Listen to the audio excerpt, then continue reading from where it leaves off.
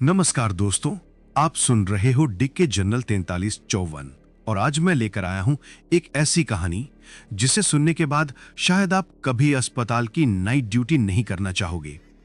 कहते हैं कुछ वार्ड ऐसे होते हैं जहां मरीज नहीं, रूहें रहती हैं। और आज की ये कहानी उसी जगह की है जहां एक बिना चेहरे वाली नर्स रात के सन्नाटे में घूमती है। वो कौन थी और क्यों अभी भी उसके कदमों की आवाज सुनाई देती है, और आखिर जब उसने मुझे देखा तो मेरे साथ क्या हुआ? जानने के लिए कहानी को आखिरी तक जरूर सुनना। और हाँ भाई, अगर दिल मजबूत है तो चैनल को सब्सक्राइब कर दो, क्योंकि डरावनी हकीकतें सिर्फ डिक्के जनरल 4354 पर ही मिलेंगी, जहां हर कहानी एक सच्ची आप बीती होती है। और दोस्तों, आप हमारी कहानी कहां से सुन रहे हैं और आपका नाम क्या है, प्लीज कमेंट करके जरूर बताना। तो चलिए कहानी शुरू करते हैं। नमस्कार दोस्तों, मेरा नाम रवि चौहान है। मैं लखनऊ के एक सरकारी अस्पताल में पिछले 4 सालों से स्टाफ नर्स के तौर पर काम कर रहा हूं। दिन की ड्यूटी में सब ठीक रहता है, मरीजों की भीड़, डॉक्टरों की चिल्लाहट, वार्ड बॉय का आना जाना। पर जैसे ही रात होती है, अस्पताल का माहौल एकदम बदल जाता है। रात की ड्यूटी पर हमेशा किसी न किसी को डर लगता है, क्योंकि अस्पताल के 5वें माले का वार्ड नंबर 509 वो जगह है जहां कोई भी रहना पसंद नहीं करता। कहते हैं वहां एक बिना चेहरे वाली नर्स घूमती है। पहले मुझे लगा सब अंधविश्वास है, हर अस्पताल में ऐसी बातें होती हैं, कहीं किसी डॉक्टर की आत्मा तो कहीं किसी मरीज की आत्मा। पर भाई, जिस रात मेरी पहली नाइट ड्यूटी उस वार्ड में लगी तो मैंने भी वही सब झेला जो बाकी लोग सिर्फ अफवाह समझते थे। मैंने टाइम देखा, रात के 12:47 हो रहे थे। वार्ड में बस 3 मरीज थे, बाकी सारे बेड खाली। बाहर हल्की बारिश हो रही थी, हवा ठंडी थी। मैंने फाइल बंद की और कॉरिडोर में निकला। लाइट्स थोड़ी टिमटिमा रही थी और अचानक से कहीं दूर से किसी के चलने की आवाज आई।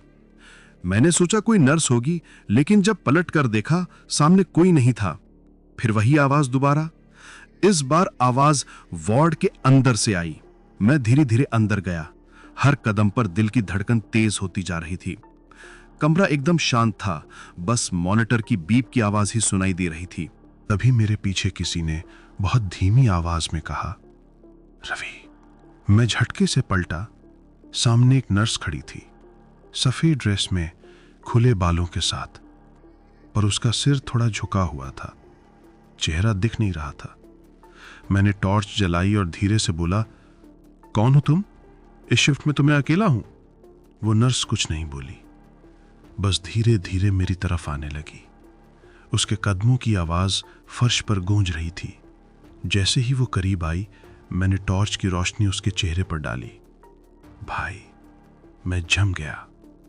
वो चेहरा था ही नहीं, बस सफेद त्वचा, बिना आंखें, बिना नाक, बिना मुंह के, जैसे किसी ने पूरा चेहरा उधेड़ दिया हो। मेरा गला सूख गया, टॉर्च हाथ से गिर गई। मैंने पीछे हटने की कोशिश की, लेकिन मेरे पैर जैसे जमीन में धंस गए। वो कुछ कदम और आगे बढ़ी। अब वो बस 2 फीट की दूरी पर थी। उसके कपड़ों से अजीब बदबू आ रही थी, कुछ जले हुए मांस जैसी। वो धीरे से बोली, डरो मत रवि, मैं तुम्हारी जैसी ही हूं। उसकी आवाज एक साथ 3 दिशाओं से आई, जैसे एक साथ कई लोग बोल रहे हो। मैं चीखा, कौन हो तुम? पर जवाब नहीं मिला। अचानक वो पीछे मुड़ी और एक झटके में गायब हो गई। सामने बस खिड़की हिल रही थी और बाहर तेज हवा के साथ अस्पताल का सन्नाटा फिर लौट आया। मैं डर से कांपता हुआ बैठ गया। लाइट्स टिमटिमा रही थीं और हर चीज से लगता था वो अभी यहीं कहीं है। सुबह होते ही मैं सीधा मेट्रन रीना मैम के पास पहुंचा। वो इस अस्पताल में सबसे पुरानी नर्स थीं। वो लगभग 20 साल से यहां काम कर रही थीं। मैंने घबराते हुए कहा, मैम, रात को 5वीं मंजिल के वार्ड में कोई नर्स थी, लेकिन उसका चेहरा नहीं था। रीना मैम का चेहरा अचानक उतर गया। वो कुछ देर चुप रही, फिर बोली, रवि, तूने उसे देख लिया? मैंने कहा, किसे? उन्होंने धीमी आवाज में कहा, माया को। माया? नाम सुनते ही मेरे शरीर में झुरझुरी दौड़ गई। रीना बोली, 5 साल पहले इसी वार्ड में माया नाम की नर्स की मौत हुई थी। वो बहुत सीधी सादी थी, लेकिन एक दिन ऑपरेशन थिएटर में बहुत बड़ी गलती हो गई। डॉक्टर ने गलत इंजेक्शन दे दिया और मरीज वहीं मर गया। सारा इल्जाम माया पर डाल दिया गया। कहते हैं उसने उसी रात खुद पर एसीटोन डालकर खुद को आग लगा ली और जब उसका शरीर मिला तो उसका चेहरा पूरी तरह जल चुका था।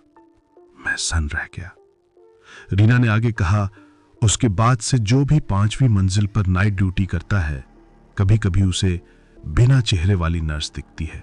मैंने धीरे से पूछा, लेकिन वो मेरे नाम से क्यों बुला रही थी और वो कैसे जानती थी कि मैं रवि हूं? रीना की आंखें डर से चौड़ी हो गईं, क्योंकि रवि, उसकी मौत के वक्त उसी कमरे में तू भी था। मैं अवाक रह गया। क्या मतलब? मैं तो पिछले साल ही यहां आया हूं। वो बोली, तू समझ नहीं रहा, 5 साल पहले जिस वार्ड में वो मरी थी वहीं पर अब तो ड्यूटी कर रहा है। वो तुझे पहचान चुकी है, शायद तुझे अपनी गलती का हिस्सा मानती है। मेरे पैर कांप गए। मतलब वो आत्मा मुझसे बदला लेने आई थी या कुछ और चाहती थी? रीना मैम ने कहा कि डरने की जरूरत नहीं है, लेकिन उनके चेहरे की भी झिझक साफ साफ बता रही थी कि वो खुद भी डरी हुई है।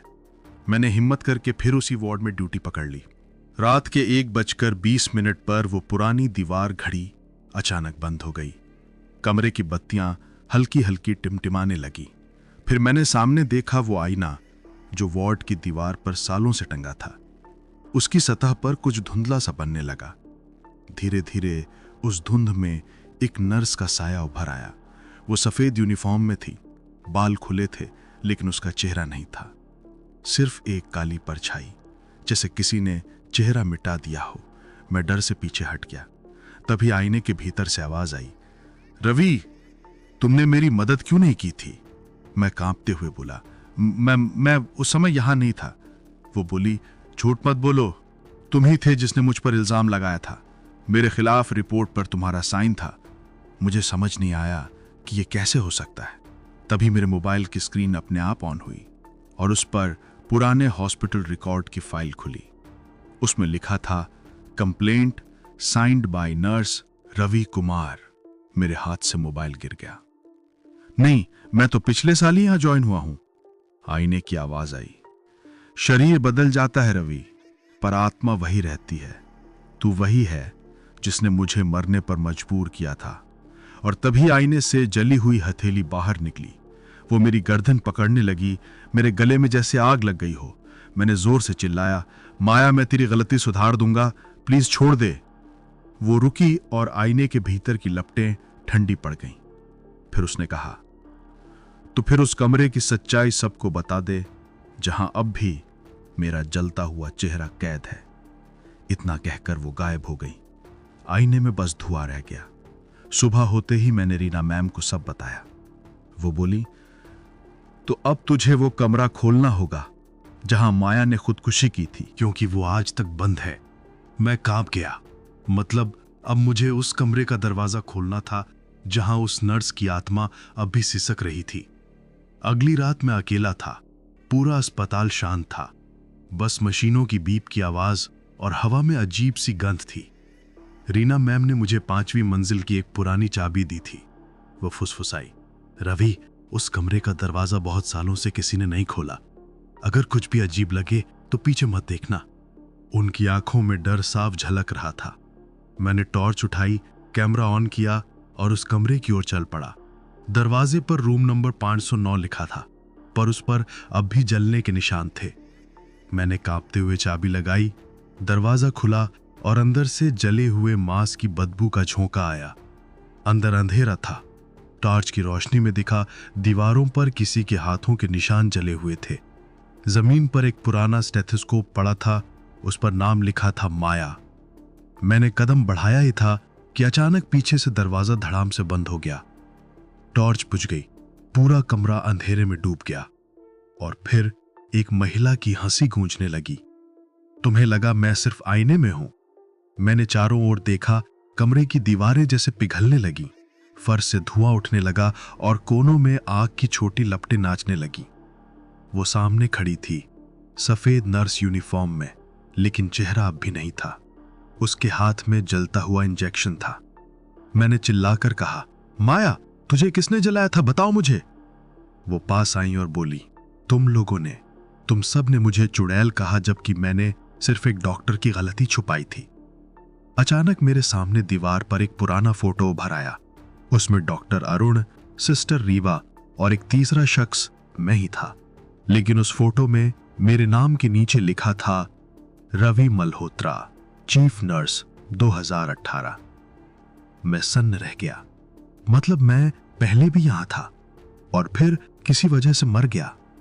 माया की आवाज फिर गूंजी, तेरी आत्मा को सजा देने मैं नहीं आई रवि, मैं तो बस याद दिलाने आई थी कि तेरा चेहरा भी मेरी मौत में शामिल था। इतना कहते ही वो मेरी ओर पड़ी और मेरे चेहरे को अपने दोनों हाथों से पकड़ लिया। जलन इतनी तेज थी कि मैं चीख भी नहीं सका। सब कुछ धुंधला हो गया। सुबह मैं अस्पताल के बाहर बेंच पर पड़ा मिला। डॉक्टरों ने कहा, तुम पूरे वार्ड में बेहोश पड़े थे, और अजीब बात यह कि रूम 509 अब बंद नहीं था। जब मैंने आईने में देखा, मेरा चेहरा आधा जल चुका था और टॉर्च की स्क्रीन पर माया की आखिरी रिकॉर्डिंग चल रही थी। अब तुम भी हमारे साथ रहोगे रवि। और कैमरा अपने आप बंद हो गया। कुछ दरवाजे बंद ही अच्छे लगते हैं, क्योंकि जब वो खुलते हैं तो सिर्फ मौत नहीं, यादें भी लौट आती है। तो दोस्तों, ये थी मेरी जिंदगी की सबसे डरावनी रात। मैं आज भी जब उस हॉस्पिटल के पास से गुजरता हूं ना, तो ऐसा लगता है कि कोई आईने के पीछे से मुझे देख रहा है। लोग कहते हैं वो नर्स अब भी 5वीं मंजिल पर दिखती है, और अगर किसी की नजर उससे मिल जाए तो उसका चेहरा कभी पहले जैसा नहीं रहता। अब तुम बताओ भाई, अगर तुम्हें उस बिना चेहरे वाली नर्स से सामना हो जाए तो क्या तुम भागोगे या खड़े होकर देखोगे उसे? नीचे कमेंट में जरूर बताना।